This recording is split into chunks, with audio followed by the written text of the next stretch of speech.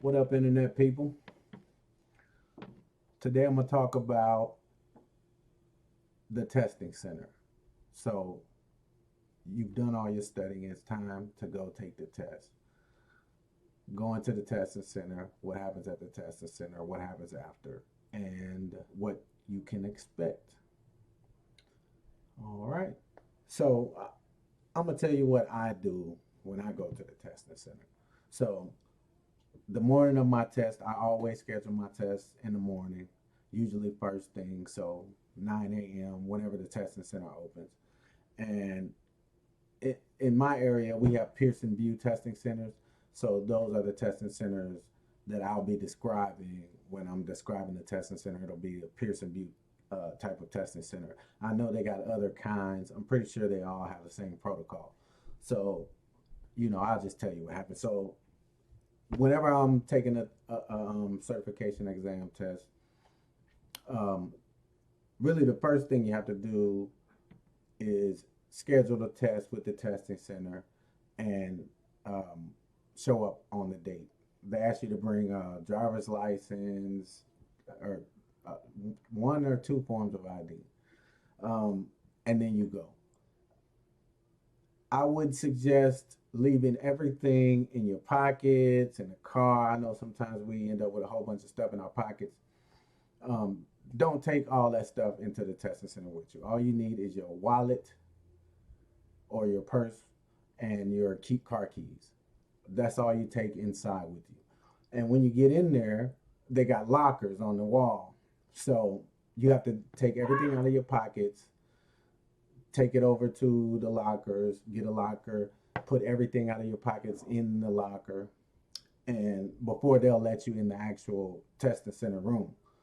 So they ask you for your ID, they take your picture, your appointment's already set, they verify your information, take you to the lockers, have you take everything out of your pockets, put everything in the locker, close the locker. Now you're getting ready to go into the testing room. So you go into the testing room. It's a quiet room. It'll have little like cubicle booths, like that you have at school or some little booths, and each one has a computer in it, and that's where you'll be taking your test.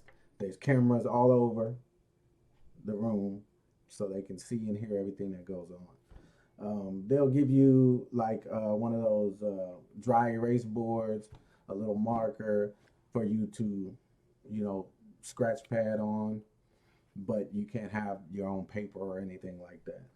You go in, you sit at the computer, they start the test for you, and then they tell you if you need anything, raise your hand and they can see you on the camera. They'll come and escort you out if you have to go to the bathroom or whatever.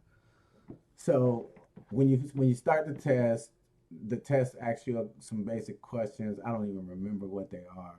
Um, Before the timer actually starts on the test, they'll ask you some questions about why are you taking the certification exam, your occupation, what are you doing, just data they collect on test takers. So then after that, the test starts. You start taking the test. Now, a lot of people say, and I agree with, because I've done this before and it seemed to work for me. Um, Save all the performance based questions for last. That's if you're taking a test that allows you to skip forward and go back. If not, then you'll just have to do them when they come up. But save all the performance based for last. Do all the multiple choice questions first. So just go through and do them. Now, one thing I can't stress enough is do not rush yourself, because you'll make mistakes. When you feel like you're under pressure, you're in a hurry. Don't even worry about the time. If you have absorbed enough of the material, you got plenty of time to take this test. So don't worry about the time. Go ahead and do the multiple choice first and save the performance based for last. Then you can take your time and really think through the scenario. Another tip would be read the entire question before you answer the question. Like I've done this to myself many times where I'll start reading the question and I think I know the answer already, and I'll just click the answer and go on to the next question. And sometimes they will fool you. They will change the end of that question, or the question might might be saying something different than what you thought it might say.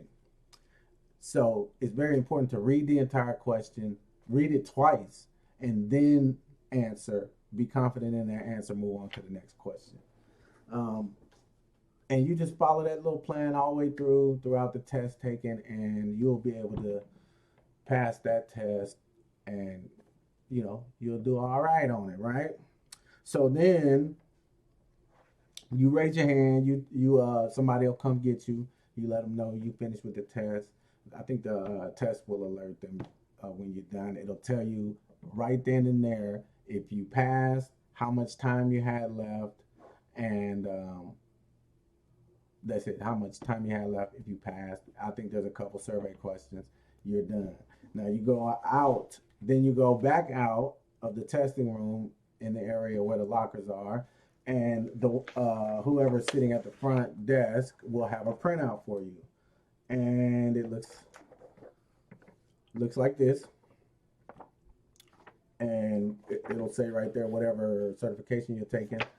It'll tell you. It'll have your name, your certification ID, the date, your score, and the score you need to pass the test, and it'll tell you pass or fail, whether you passed or failed.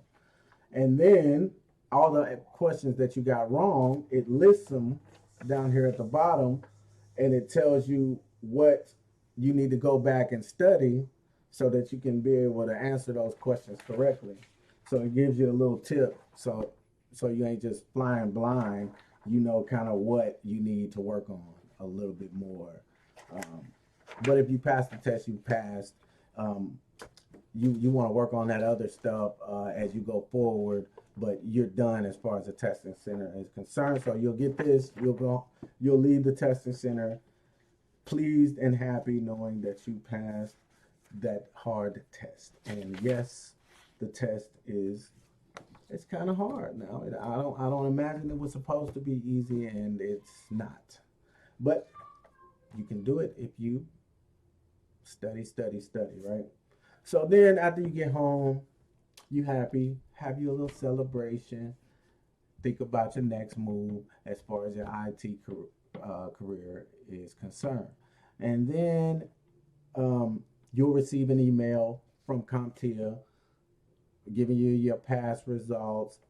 They'll send you a link to the CompTIA website so you can log in, create an account so that you can look at your certification, and you can order your paper version of your certification. So when you do that, they'll send this in the mail. Congratulations, CompTIA.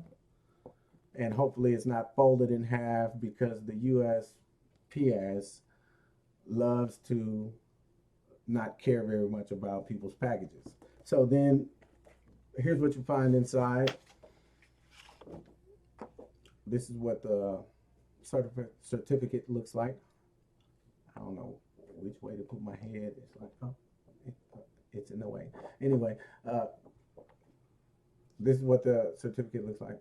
Tells you the date on there, has your certificate ID.